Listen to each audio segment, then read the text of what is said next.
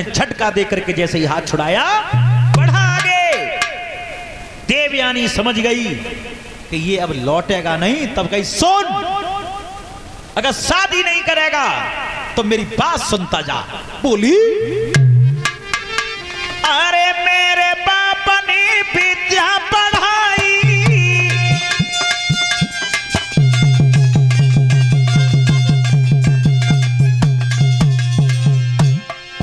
जी कही, सुन, अगर मेरी बात मानने के लिए तैयार नहीं है, अरे मेरे बाप ने विद्या सिखाई, सब विद्या निष्फल है जाई।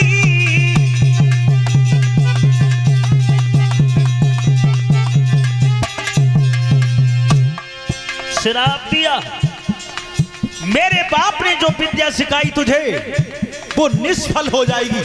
जा, कच्च पेट पकड़ के बैठो। ये क्या कर दिया देवयानी तेने? मैंने मरे मरे की विद्या सीखी, मोई माल में कितनी हिम्मत करके आया था विद्या सीखने, और इतनी मेहनत से विद्या सीखी मैंने, तेने नेक देर में सब पे पानी फेर दो। तो सुन, श्राप अगर तूने मुझे दिया है तो मैं भी तुझे श्राप दे रहा हूं। बोला, अरे तो ब्राह्मण कोई न पियावे, पर की कोई छत्री ले जावे।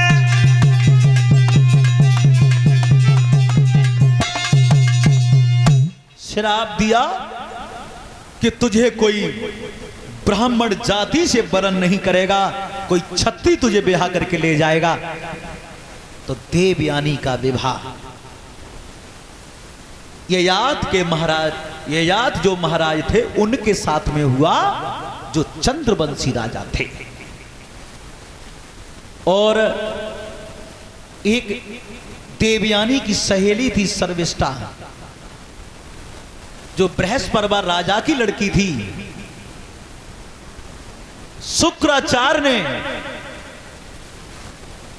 सर्विष्ठा को भी दासी बना करके भेजा और चलते समय ये कहा, मेरी बेटी से विवाह करके ले जा रहे हो आप, और जो ये राजा की लड़की साथ में जा रही है ये दासी है। और चलते समय शुक्राचार्य ने ययाति महाराज से कहा, महाराज एक बात का ध्यान रखना,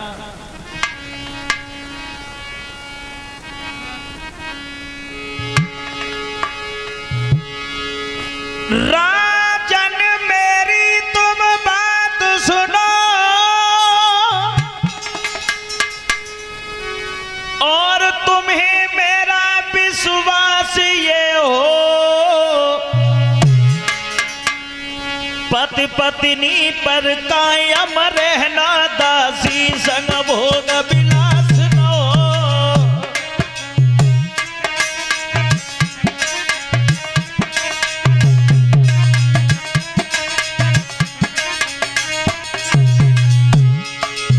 जवाब दिया जा रहे हो, विवाह तो मेरी बेटी देवयानी के साथ में हुआ, तुम्हारा सर्विष्ठा जो बृहस्पति मेरे शिष्य की बेटी है, विचार ये कर रहे होंगे आप, विवाह एक के साथ में हुआ लेकिन दो जा रही हैं, ये दासी है मेरी बेटी की। बोले,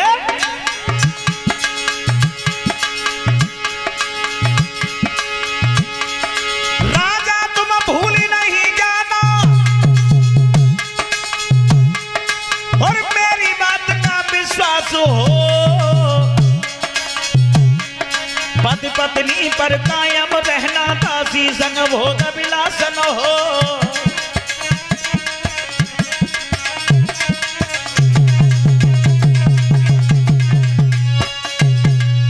मेरे भैया ये कहा, दासी से कभी तुम बात नहीं करोगे जीवन में। ययाति ने कहा, ठीक है, आपकी बात मुझे मंजूर है। दोनों को लेकर के ययाति महाराज अपने नगर में चले आए। देवयानी को महल में छोड़ा और सर्विष्ठा को जहां दास दासी रहते थे वहां भवन में छोड़ा। अंदाज लगाना, राजा की लड़की दासी बन गई और शुक्राचार्य ब्राह्मण की बेटी रानी बन गई, तो सर्विष्ठा के पेट में बात घर करी गई कि जाको बाप तो मेरे बाप के द्वार पर रोटी खाता था, गुजर करता था मेरे बाप के द्वार पे, और सो रानी बनी बैठी है और मैं दासी। बदला जरूर लूंगी देवयानी तुझसे। सर्विष्ठा दास दासियों वाले भवन में रहती है दासी बन करके। और एक दिन की बात, ययात महाराज जहां सर्विष्ठा रहती थी उस भवन के सामने से गुजरे हैं, तो सर्विष्ठा ने दूत त्यात हुए जाकर महाराज देखे। विचार करो, अगर मैं जा रूप में गई दासी के रूप में, पहचानी न पहचानी, तो आज राजा के सामने जाए के लिए सर्विष्ठा भवन में कर्म कौन सा करती है। देखिए विधि का विधान। आरे तनके कपड़ा खोली धरे, श्रृंगार की करी तैयारी है।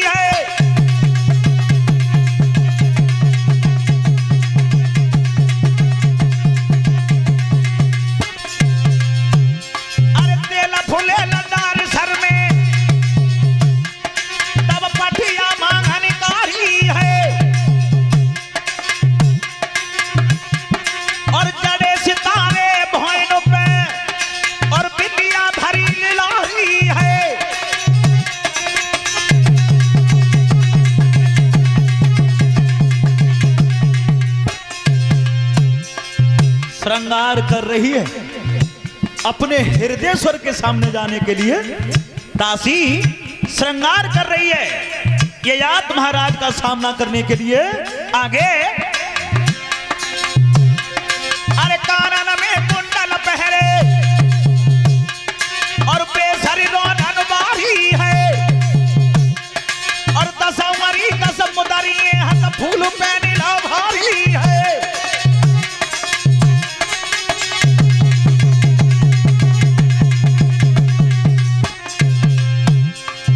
श्रृंगार श्रृंगार श्रृंगार कर रही है सर्विष्ठा। और आगे अरे हारा हमें लगुती खंगवारो, हीरा पे चौकी भारी है, और ऊपर को श्रृंगार सजा सोई कमर को नहीं डाली है।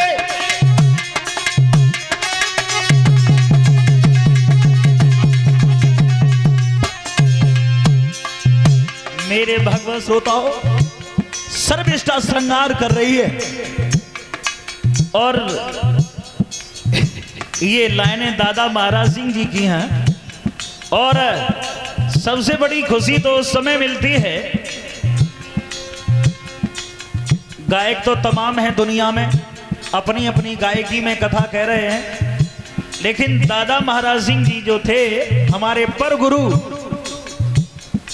उनके बारे में हमें यहां बताने की कोई जरूरत नहीं है, सब जानते हैं। जैसे वो बिना पढ़े बताए जाते थे, जो वो शब्द गढ़ गए, वो पढ़े लिखे लेखक भी नहीं लिख पाए आज तक। अरे ऊपर को श्रृंगार सजो, सोई कमर को नहीं डारी है, अब बजने बारे पैरी बिछुआ और पायल पहनी भारी है।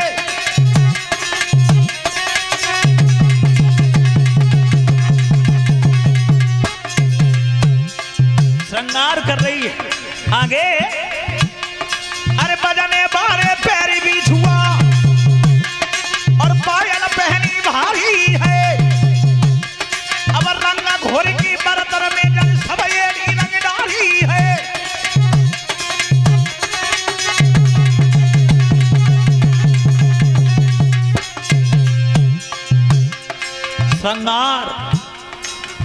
श्रृंगार किया और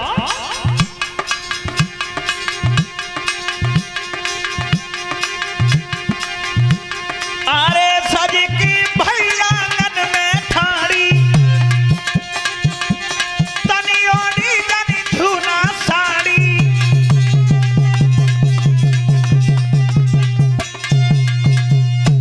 बोलिए गोविंद भगवान के। सर्विष्टा श्रृंगार करके और जो राजा साहब निकले सही चौखट पर खड़ी है गई, हाथ को इशारो करो महाराज इत्या। ये या तो महाराज विचार कर रहे जिन मालूम पर रही जे हैं को और पतो ना मोय टेर रही है का और है टेर रही है। सर्विष्टा ने फिर हल्को से इशारो करो महाराज इत्या आओ। सही महाराज जौरा पहुंचे और बोले हाथ जोड़े कि तुमको हमारे नगर में कोई नातेदाने आई हो का। सही समझ गई सर्विष्टा महाराज मुझे पहचान तना है। जवाब दो महाराज।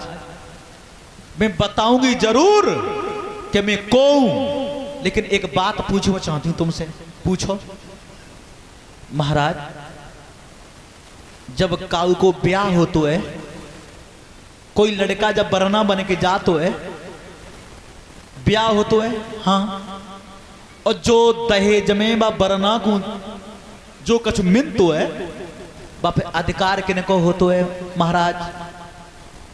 महाराज बोले जब ब्याह बरना को हो तो, जब दहेज में बाह्य मिलतो तो सब अधिकार बरना ही को हो तो है दहेज। तब कई सर्विष्टा ने महाराज तो सुनो, अगर दहेज पे अधिकार दूल्हा का होता है तो अब मैं बता रही हूं मैं कौन हूं। बोली अरे तो मैं हूं ताना में आई,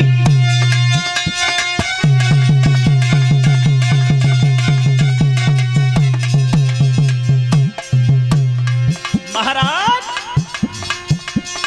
अगर दहेज पे अधिकार दूल्हा का होता है, अरे तो मैं उताना में आई, काहे भूपतई ठुकराई।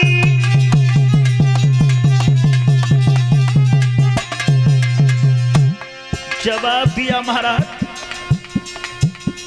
अगर दहेज के ऊपर दूल्हा का अधिकार होता तो मैं तो दहेज में आई हूं, सर्विष्टा हूं मैं। महाराज चक्र में पड़ गए।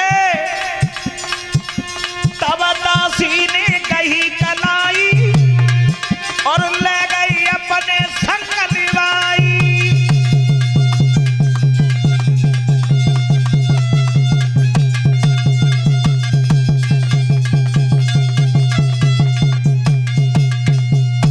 मेरे भैया जी कई मैं तो आई हूं दहेज में, क्या मेरे ऊपर कोई अधिकार नहीं है?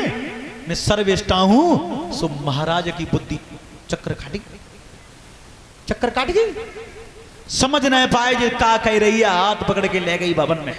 कहने का मतलब ये यात महाराज सर्विष्टा के यहां आना जाना शुरू हो गए।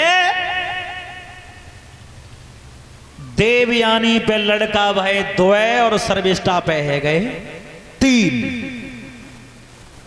सर्विष्टा ने कही महाराज अब बालक 3 है गए, इनके नाम धरवाए ले नाम। राजा ने कही नाम मन धरवाओ, अगर नाम धरो जाएगा तो पंडित जी आएंगे, पंडित जी संग की तू करेंगे, देवयानी को पता लग जाएगी। बिना नाम के ही घूम रहे बड़े बड़े है गए। धीरे धीरे समय गुजरता चला गया। मेरे भगवत श्रोताओ एक दिन की बात देवयानी ने कही ययाति महाराज से, महाराज हाँ तुम सब नगर दिखाई लाए, सब राज्य दिखाई लाए, पर जहां जे दास दासी रहते हैं जालंग जी बताते हैं बड़ा सुंदर बगीचा है, वहां लेकिन आएगा ये बोल।